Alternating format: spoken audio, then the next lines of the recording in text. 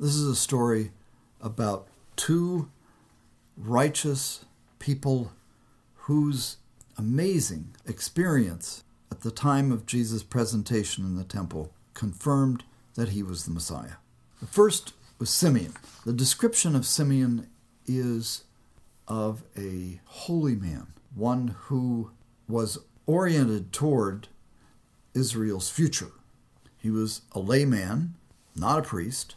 He was awaiting the consolation of Israel, which means that he was hoping for the restoration of Israel's morale, of the rewards for all that the nation had suffered since the exile for over 600 years.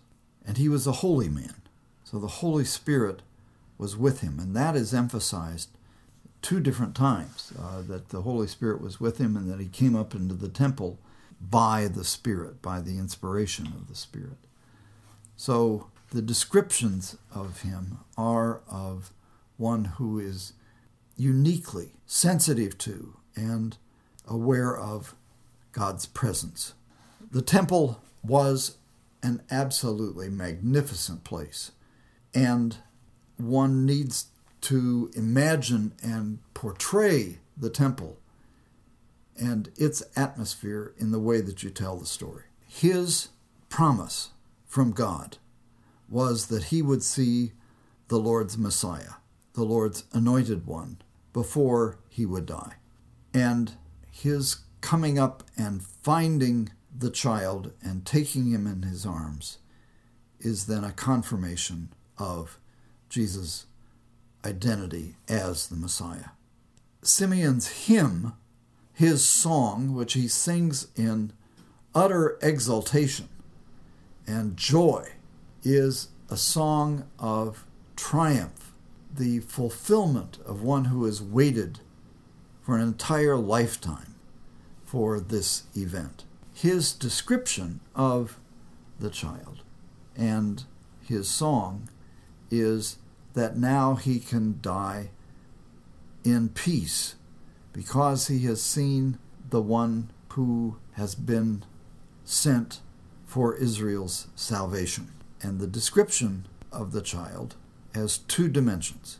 The first is that he is coming as a light to the Gentiles, a light for revelation to the Gentiles, and for the glory of Israel. So the light is first described as being for the revelation, for the enlightenment of the Gentiles, Israel's enemies. Second, it is for the glory of the people of Israel.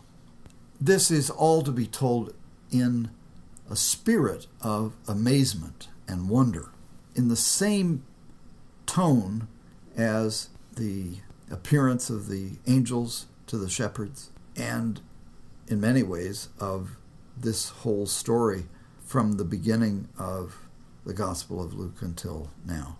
The blessing to Mary is full of what one could call realistic and sober assessment. The child is set for the fall and rising of many in Israel, and as a sign that is spoken against, that is, spoken against the corruption, the preoccupation with things other than the kingdom, and the first of the Passion prophecies is implicitly spoken by Simeon to Mary. That is, that a sword would pierce her soul also, by implication, in addition to the sword that will pierce the one who has been called.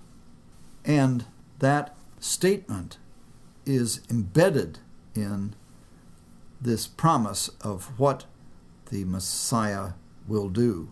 That is, that he will reveal the hearts, what is in the hearts of many. The description of Anna is of an extraordinary woman. She is, in many ways, an anticipation of the women who became members of monastic communities of women in the 4th and 5th century. She lives a kind of monastic life. She was married, but then has lived as a celibate woman for most of her life, and all of that time devoted to prayer in the temple, fasting, and she literally lived her life in the temple praying. And so she, as a woman who recognizes the presence of God, when she sees the child, speaks to everyone about who is looking for the consolation of Jerusalem, and rejoices at seeing the child.